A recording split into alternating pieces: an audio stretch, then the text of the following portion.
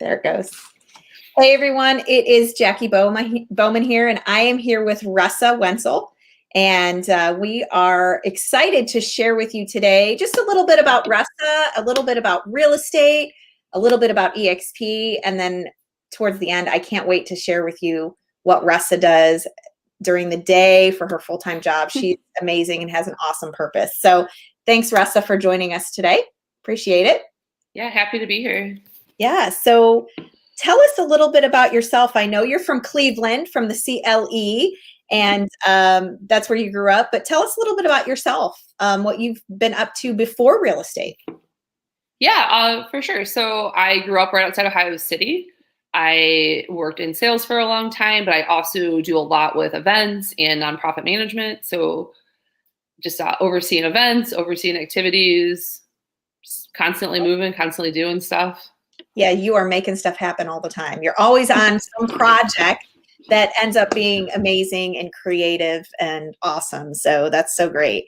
So what prompted you to get into real estate, and how long have you been in real estate? Cool. So I have been licensed for 3 years as of 2 weeks ago. Awesome. So I had the sales job. I just wasn't having a good time there anymore. So I was ready to do something else, but I wanted to maintain kind of my activities. So I went into real estate just for the freedom to make my own schedule, to kind of move around as much as I needed to. And then I was managing some property, and I was like, man, if this is going to get serious, I have to get legit. So I got my license to keep everybody legit, and just kind of kept going from there. That's awesome. So just the next step, working with family, friends, other people that you're investing with, and just doing that property management thing and getting into real estate. That's awesome. So you've been in real estate for 3 years. Obviously, eXp isn't the first place that you started in real estate. You just celebrated your 1-year anniversary here not too long ago with eXp. So tell us a little bit about the difference in the past year since you've been at eXp. What's changed for you? So truthfully, everything. I feel like the brokerage that I started with was really a traditional brokerage. It was a brick and mortar. It had all these crazy meetings I had to go to. It had kind of this cookie cutter image of what a realtor should be. And I 100% did not fit that. And they were not that cool about that. So I feel like at eXp, I can really be myself and express kind of being a little goofy and a little silly. And it's really a chance to be really original and personable, where I didn't really have that in my old brokerage. My old brokerage, they were just no, realtors, they don't have tattoos. They don't build large scale art projects. They don't deal with nonprofits. They don't deal with those things. And they always kind of singled me out, and I never liked it. And then I just kind of fell into eXp in a real roundabout way that we'll probably talk about later. Yeah. But I love it. I have friends now here. I feel supported here. I feel like this is what everything I learned about real estate before I joined a brokerage talked about that I didn't experience at my last brokerage.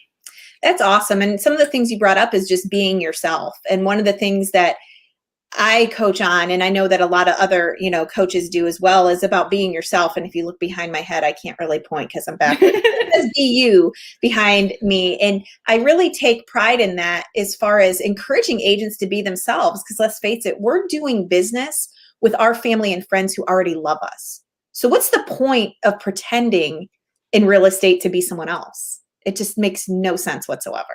So I love it. And then the other thing you said was just not only being yourself, but being able to be creative and flexible. And you are able to do something else full-time alongside of servicing your family and friends in real estate, because you have that freedom of the cloud-based brokerage and the flexibility to where you don't have all these mandatory meetings that you have to show up for. And if you don't, you're an outsider kind of a feeling. So tell us what you do. I mean, this is the most exciting part of the interview for me. This is how Russa and I actually met. So tell us what you do full-time. Sure. So my full-time job is I am the executive assistant at Drink Local, Drink Top, which is a water conservation nonprofit here in Cleveland, but we actually build sustainable water sources in Uganda. So I help manage most of our US side with volunteers, with associate boards, any sort of local engagements. I oversee a lot of our day-to-day processes, and it's kind of keep us going to keep funneling money into our projects in Uganda. That's awesome. So I know you were speaking a little fast there, so maybe some people didn't catch, but in Sure. Uganda, there's a huge shortage on clean drinking water. Like these children and adults and families and communities and schools, they have to walk 4 miles a day. How many times a day to get fresh water? Yeah. And so it takes a long time for them to do that. And so what Drink Local, Drink Tap does is they actually are digging wells and doing things to create sources for them to have clean drinking water, which I think a lot of us here in the United States take for granted is like, oh, it's our right to have clean drinking water. And they just don't have that. So do you want to tell them a little bit more about Drink Local, Drink Tap? It's based in Cleveland, and you're bringing fresh water to Uganda, which is amazing. Just amazing. Yeah, so we generally deal with impoverished people. So we deal with refugee camps, orphanages, kind of like the forgotten people of Uganda. And what we do is we empower the community by bringing on like a board to kind of discuss like the maintenance of it. We have local Ugandans that help us monitor the projects afterwards. And Mhm. by having these like boreholes, which is like a water source, or latrines, which are like toilets, having them close to the children alleviates them needing to go miss school or miss something else and go a dangerous path to get unclean water that essentially is probably going to make them sick. So we build it on location. We use local labor. We use local people as much as we can. And we do some really neat things in addition to that. We do trainings. We plant trees. Awesome. We really like empower the entire community for these water sources. So we're not just going there, building something and leaving. I loved that part of Drink Local, Drink Tap, of getting the community in Uganda involved in the building, the maintaining, and just teaching them how to use it, maintain it, and provide fresh water for them, their families, and their future generations, which is so awesome. And, you know, the other thing you said is, you know, they travel to go get this clean water that isn't even actually clean, and they're getting sick from it anyway. And so having these boreholes and, you know, doing all this stuff, I just think it's awesome. Clearly, I don't know what I'm talking about, but what you're doing is amazing. You're doing great. I'm trying.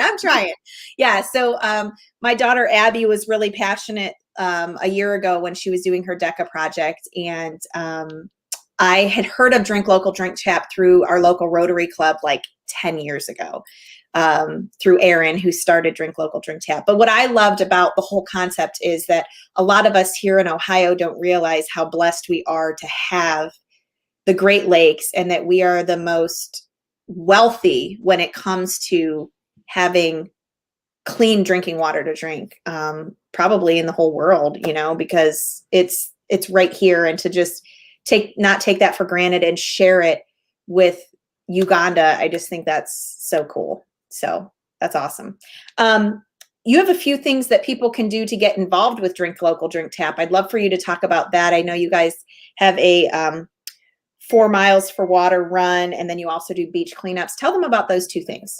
Yeah, absolutely. So we do a 4 mile run. As Jacqui said earlier, 4 miles is the average distance a person in the world and in a developing area travels to get water. So we kind of change up a 5K to a 4 mile run. Yeah. We're going to kick that off on June 26th.